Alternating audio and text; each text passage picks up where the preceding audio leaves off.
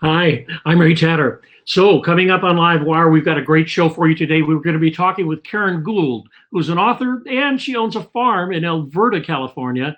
And we're going to be talking about wellness and well being.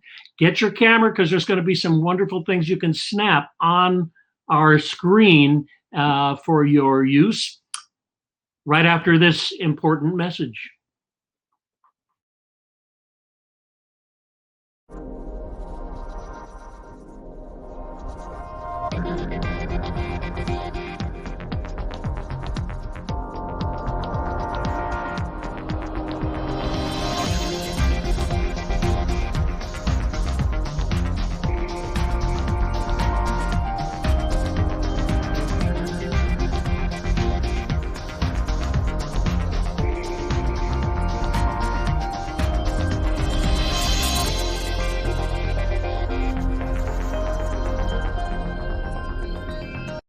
Whoa, I'm Ray Tatter, and with me coming from Alberta, are you there, Karen? I am. I'm right here. Good. Can you hear me?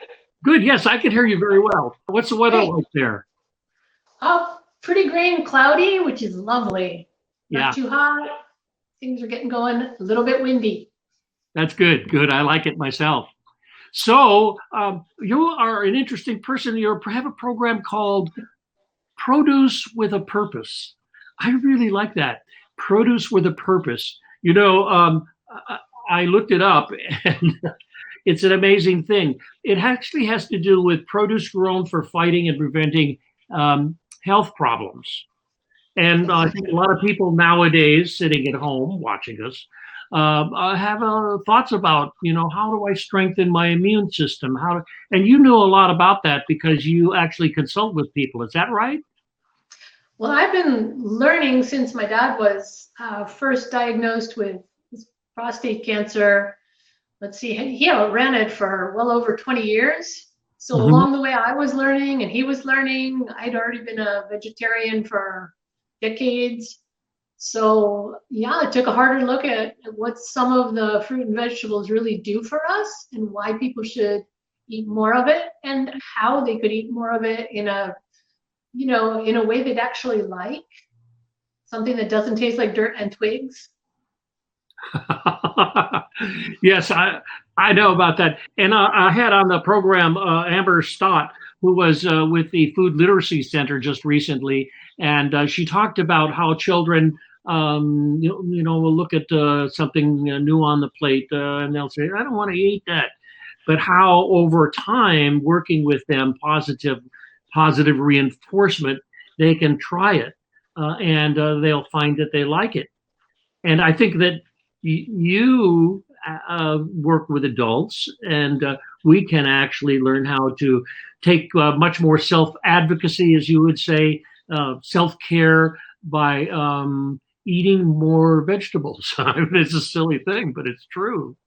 Well, it almost say grown-ups are a harder sell because they're more set in their ways. One of the best compliments I ever get in a class is when a lady who's there says, "Oh my gosh, even my husband would eat this," and it's a huge compliment because I know they're hard to sell, and it's tricky too when you're the one trying to eat healthy and you happen to be the cook.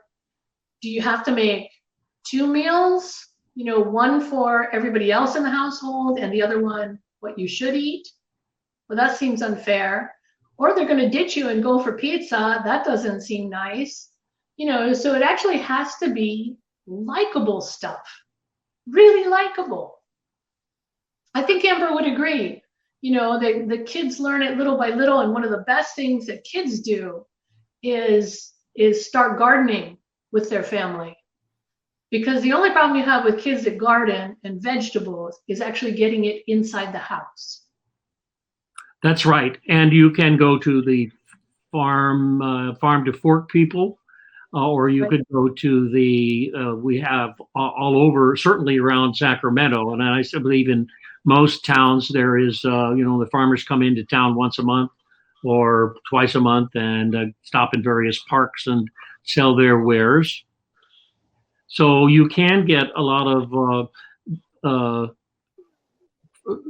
disease fighting, good food from the farmers. How do you how do you set that up? I know that you actually have a calendar that you set, and you know when Well, foods are coming in. right. One thing that you can find on one of my websites, um, producewithapurpose.thinkific.com. It's a whole resource pantry. And on there, there is a calendar for what's in season in which season. And when it's in season, first of all, it tastes better because it's grown locally, which means it kept its flavor and its color and its nutrients because it was picked more recently. So you haven't lost anything. So boom, there's your flavor.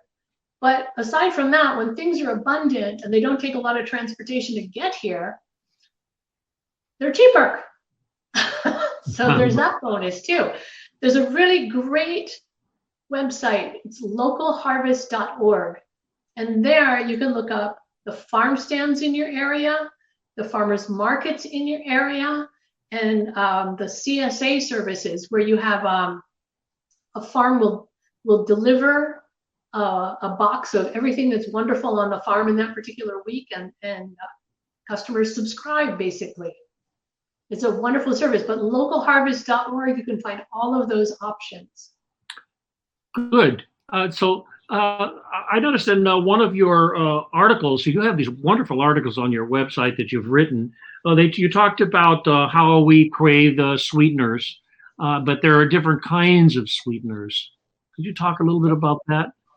Yeah, well, the more refined something is, in general, I am all for simple whole foods. The less anything is refined, the more of the nutrition you keep and less of the downsides, right? So if you can get away from the craving for white sugar by substituting in other things, honey's good, maple syrup is good for you, actually. It has antioxidants. Other ones like coconut sugar, which doesn't come from the coconut itself, so it doesn't taste like coconut, comes from the sap, so it's structurally probably more like maple syrup, but it's a really good substitute for brown sugar. And because it breaks down more slowly, you don't get that big bang of white sugar, right? Like a cannonball into your liver and your pancreas and spiking your blood sugar and giving you all the nasty effects. Mm-hmm.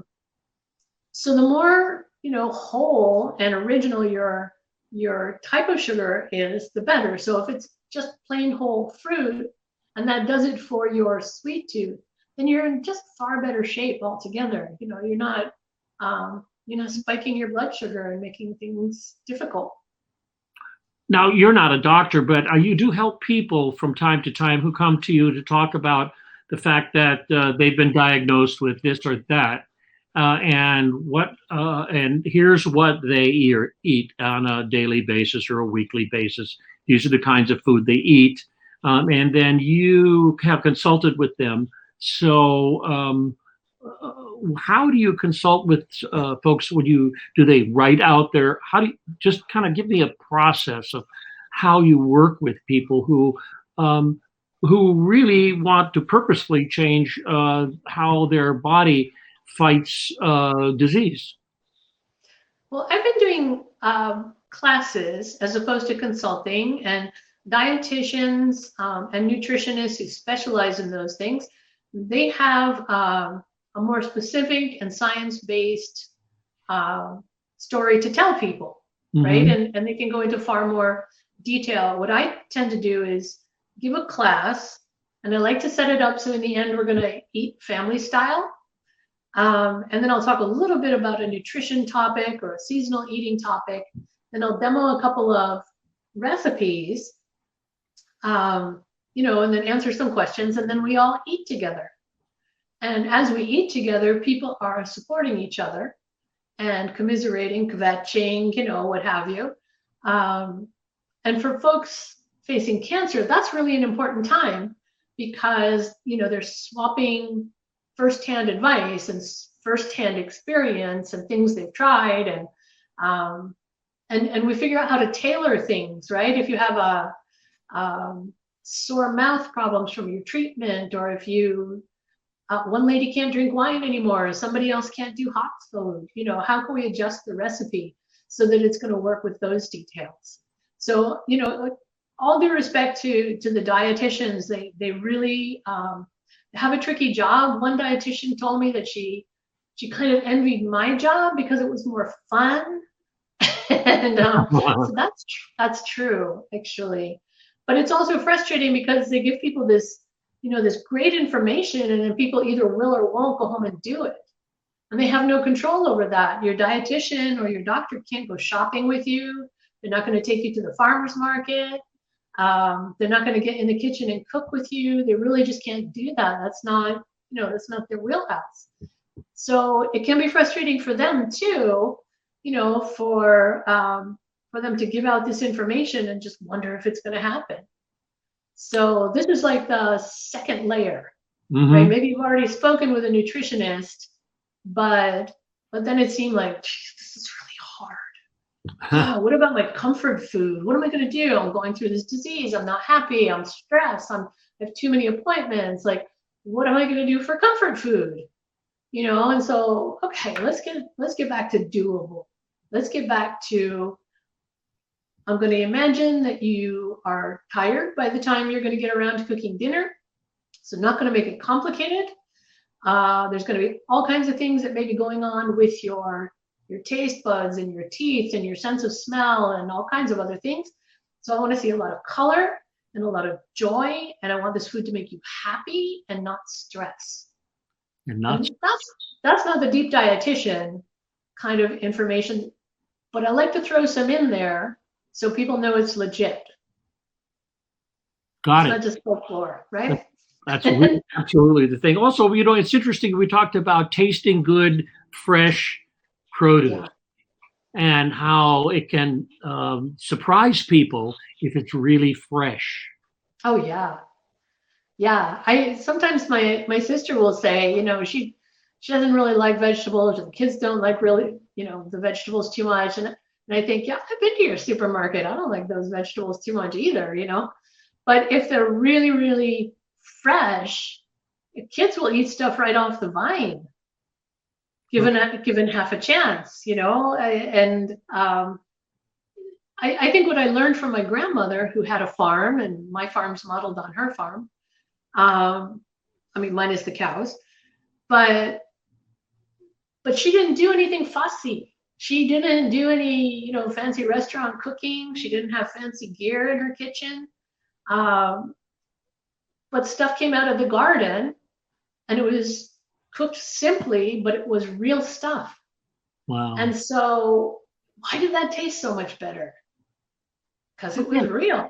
So today you're going to cook something that's nice, but there's some photographs of some nice food, and I guess there's some recipes that we're going to show on the screen. And folks, if you have your phone nearby, you can just snap that recipe and you can use it.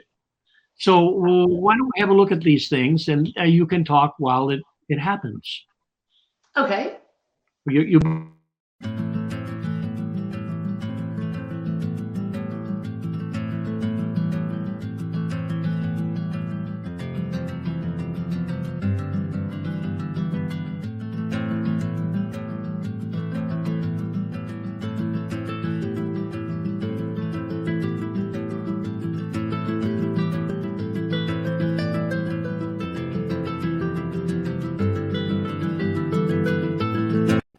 bag to the class is going to be just picked. So that's how we make it taste great. So when people get a goodie bag at the end of class, they put their nose inside, and there's the basil and the chocolate mint and the scallions, and you know, it just wakes up all their senses, and then they go home happy, which makes me happy. So not so bad. I used to stay near the kitchen when my mother was cooking. Yes, and I would go in there. And she liked to introduce new things to us. And of course, I don't know, our family was, they were always kind of omnivorous. We would eat whatever was put in front of us and comment about it if it had. I'm sure she.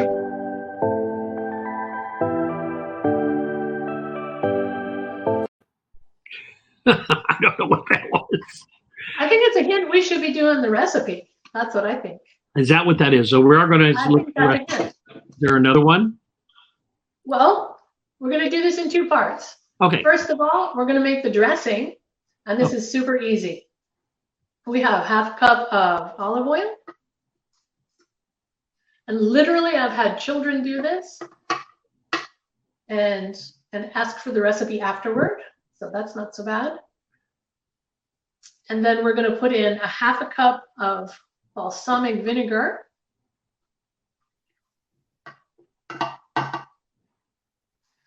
And then we have the honey.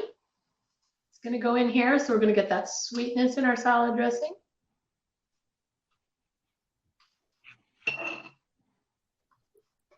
Put that out of there. And then an underrated ingredient, bright yellow mustard. Seriously, it's so underrated. And there that goes in this.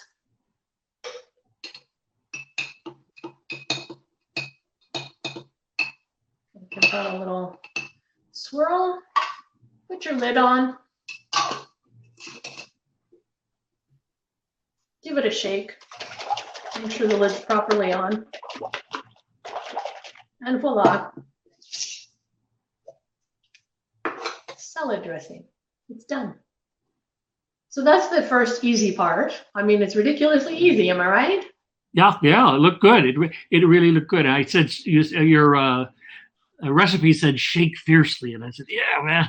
Yeah, give it a good shake. Make That looks like enough dressing for a family. It is, but you know what? Whatever's left over, I'm going to go marinate some Brussels sprouts and then roast them. Yep, you can save it. So, and what's the next thing? We were talking about something like a spinach. Yeah. What is it? So the next part of this, we're going to take some beautiful spinach. This actually just came out of the garden. And this variety is called Red Kitten. I don't know if you can see the red vein in here. And it's the only one that I've really been able to grow here successfully. But it's a beautiful color. And all we want to do with this right now. So what people have told me they didn't like about spinach salad is the stupid stems on those baby leaves poking you in the throat. Uh-huh. I'm with you. I'm with you. Nobody likes to be poked in the throat while they're eating, right? So yeah. What we're going to do is called a chiffonade. If you have bigger leaves, you can roll them up like a cigar lengthways. But basically, it's a fancy foo-foo word for, you may have gathered, I don't really foo-foo, but it just means cutting everything in little skinny ribbons. So that's all we're going to do right there. And then you can leave those pokey stems out. What about those? Boom. Done. So we have all this lovely, beautiful, fluffy spinach here, which will never poke you. Look at how beautiful that stuff is, right? And by the way, I'm using a salad spinner because honestly, the one thing in the world that truly needs a salad spinner is spinach, because it grows so low to the ground, it frequently gets sandy grit in it, and nobody likes that in their teeth. So we're going to put a whole bunch of this right over here. Make that lovely. Okay, we've got that.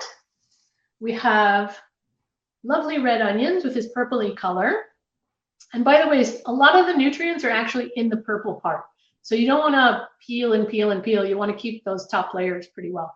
But what I've done here, in case you don't like the bite of onion, in case that troubles you, salt it for about half an hour. Just leave it salted and sitting, and then rinse it off in very, very cold water. And it will have less of that bite and less of that stuff, whatever it is that bothers people's stomachs. Some of that sulfury stuff. So then this is going to go on here. Did they make you some, Ray, for you to try? Can I come over there? I don't think it's converted very far from here. It's not far. Probably be by the time I'd get there. Then we're going to put in strawberries. Right? So look at that color. Strawberry and spinach? Yes. It's all Anyway, spring, that's spring pretty glorious, spring novel. stuff. You gotta, I know it may sound funny, but even little kids thought this is a great salad. So, so then you see all those beautiful colors. We're gonna give it some dressing. That lovely balsamic mixture there.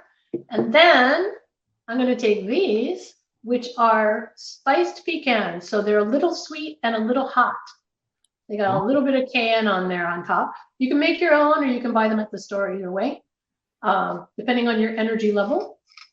You're just gonna put those on top for the crunchy contrast to everything else. And voila, you have an amazing tasting salad. That's it. That's great. That looks so good. That's it. Now, a lot of cooking shows, they have like an entire Martha Stewart's entire staff in the background, prepping and chopping and doing all that stuff. Not really here. There's nobody behind me. So this was really so easy. And the flavor combination, you know, between the little bit of spice and the little bit of freshness from the onion and the sweetness and the leafiness, and it just balances out with that dressing. Shockingly, shockingly good. People are so surprised at just how these things click together. Wow. That's what makes it easy. You have recipes for these kinds of things on your internet, on your website, right? Yes. Ooh. Yep. And they are all stupid easy, madly tasty, secretly healthy. Because who has energy, really? Who has time? Yeah. Right? I mean, I am a lazy cook. Honestly, I'm a lazy cook, and you can be too. I just don't want to fuss. I'm not a fussy person. I have a farm to run, you know? I just don't do it. So, you know, I don't want 20,000 things to clean up afterward. I don't want to go to 3 different fancy stores to find an ingredient. Let's just keep it real, you know, but. That's right. Actually, you get a lot of your ingredients just outside your back door. Of course, people could do that in the We've had a garden out in our backyard, and we have tomatoes starting up already and doing well. And there's an orange tree out there and a lot of other good things. Fabulous. We use, and we use you and share the orange tree had so many oranges this year. I can still see there's some to pick. Oh, wow. Fascinating. That's wonderful. Well, people are doing victory gardens now, you know, to keep healthy and to not have to go to the store as many times, and, you know, to do something smart with their family is good for everybody. And I think that's, you know, I'm not saying this is a wonderful time, but, you know, I have to applaud people who are trying to make something good in a not so great time. Yeah. Well, and I hope they'll keep it up after.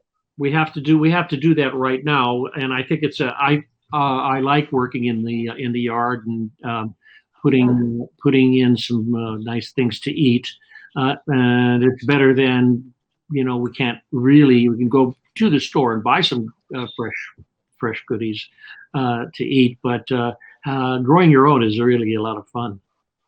Yeah, there's nothing. I mean, we're not even to tomato season yet, but you know that feeling when you're just standing barefoot in the garden with a tomato in one hand and maybe a salt shaker in the other and nothing else? I mean, unbeatable. It's just unbeatable. It's such good stuff. The one thing is, things are really, really fresh picked. They'll blow you away. Their color is, you know, it's going to grab you by the eyes, and the smells are just going to you know, get right in there and say, yes, this is what you want. You know, when you eat seasonally, you're eating what your body is craving at that time. Like if you're looking at, like, spinach has iron and vitamin A and vitamin K and antioxidants and anti-inflammatory stuff in there, as well as calcium. Yes, good for you. And you also grow squash and all kinds of other good things in your. Oh, I grow a lot of, like, everything. The big thing that's coming out, well, it should be in a week or so, I'll have olali berries, which are like extra large blackberries with less seeds than your typical one and more flavor. Oh, I love olali berries. It's quite wonderful.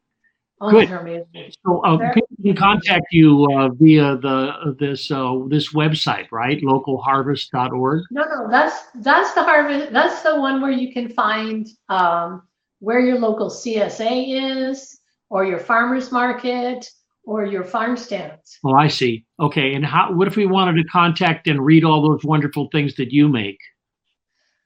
That's the one. That's my main website, producewithapurpose.net. You can see pictures of the farm.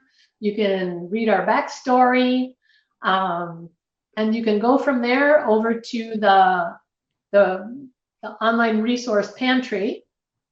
And that's where the lessons that I give in classes are posted up there as well. Some of my articles are up there. And the recipes are there. There are a few general tips, for example, on knife handling and which knives you really need and which ones, I'm not big on gadgets. Really get yourself one knife that's just your other arm, like this is your best friend right here. One really good chef knife. It's the best. I mean, it should be balanced. It should feel nice. Get yourself a sharpener. That's the prime tool in the kitchen. So if I wanted to learn more about how to buy farm goods, to go to the farmer's market, or to buy things that are coming in fresh from the field, how would who would I contact? How do I find that out? That's the one, localharvest.org. You put in your zip code and they will tell you all of it. It's so brilliant. It's so brilliant. That's a go-to one that I like to tell everybody about. Of course, people can come to classes whenever we get back to normal life, right? I mean, we collaborate with Wellness Within in Roseville, the cancer support organization. They're very wonderful people. Sun City and Lincoln Hills. At some point, we'll get back with Sierra College. We'll be doing classes eventually with Health Education Council. And we're working on some stuff with Firefighters Cancer Foundation. And I'm really excited about that one. Wow. Well, thank you, Karen. We're out of time. Thanks for coming to LiveWire. Come back any old time. Thank you for having me. Thank you so much. All right. And thanks for coming to my kitchen to visit. Karen Gould, you're wonderful. Take care.